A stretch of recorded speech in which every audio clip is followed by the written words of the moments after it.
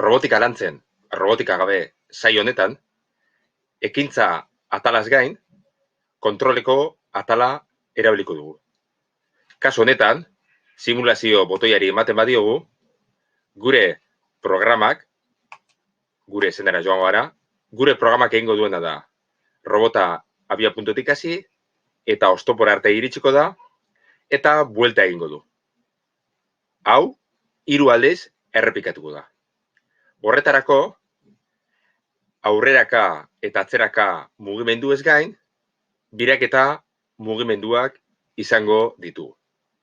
Eta, kontrolean, kontrola ikutzen badugu, erabiliko duguna da errepikatu 3 aldiz barruan jartzen diren ekintzak. Hain zuzen ere, gure programa izango da, hauxe. Ikus dezagun zer egiten duen. Play botoiari emango diogu.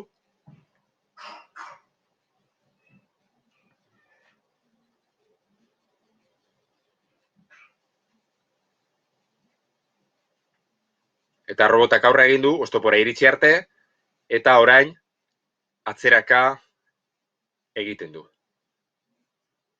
Berriro, 2. aldiz, aurreraka joango da, eta oztopoa aurkitzen duenean, atzeraka hasiko da.